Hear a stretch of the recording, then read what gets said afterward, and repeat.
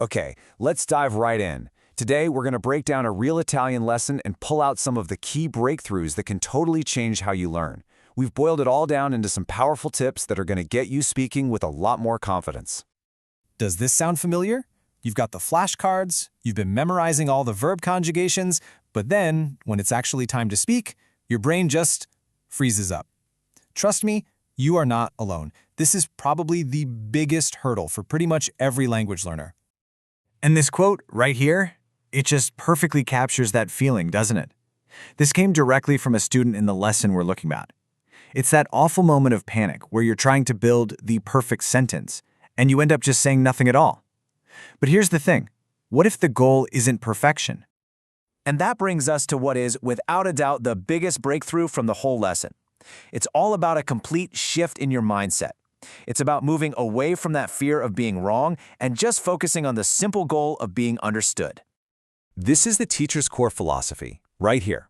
The goal isn't to have flawless grammar, it's just successful communication. I love this part. He even points out that he makes mistakes in English. So the real win is just getting your point across, even if it's a little messy. Now you're gonna love this. To really free his students from the pressure of getting every single detail right, he tells them, hey, if you can't remember a fact from the text we're reading, just make something up. Lie. The whole point of the exercise is just to practice speaking, to practice forming sentences, not to pass a history test. It's so liberating, and honestly, it's pretty hilarious. So this is what that shift looks like in action. We are trading that old, impossible goal of perfect grammar for just clear communication. We're replacing that constant fear of mistakes with the confidence to just try. And maybe most important of all, we're choosing to speak instead of just staying silent. This is where you're going to find real progress.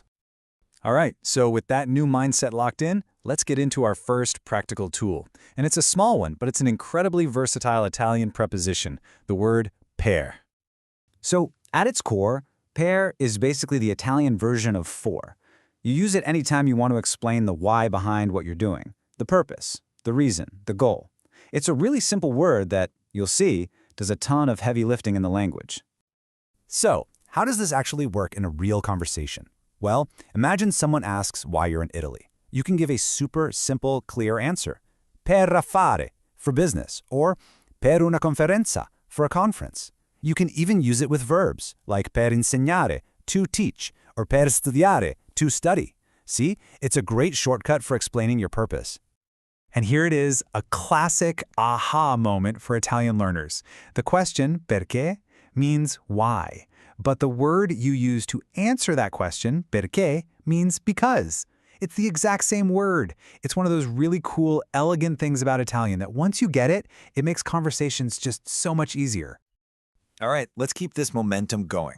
We're going to do a quick-fire round of some essential vocabulary and grammar concepts that popped up in the lesson. These are the kinds of foundational things you'll be using constantly. So first up, a few professions. We've got avvocato for lawyer and insegnante for teacher.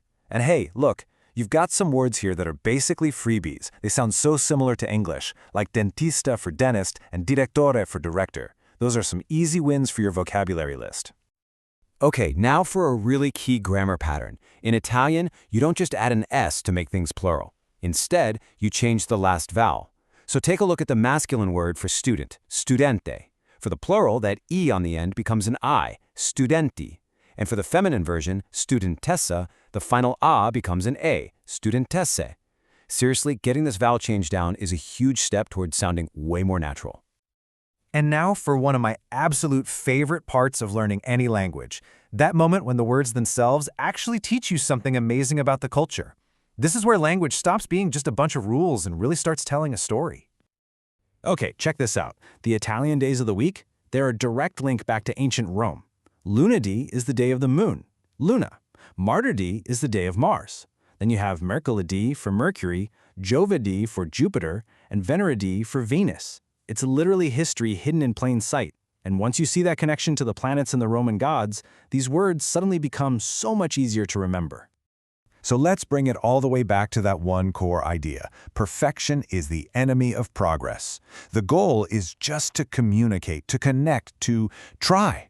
So now that you're armed with this new mindset and a few new tools, really the only question left is this: what conversation are you going to start?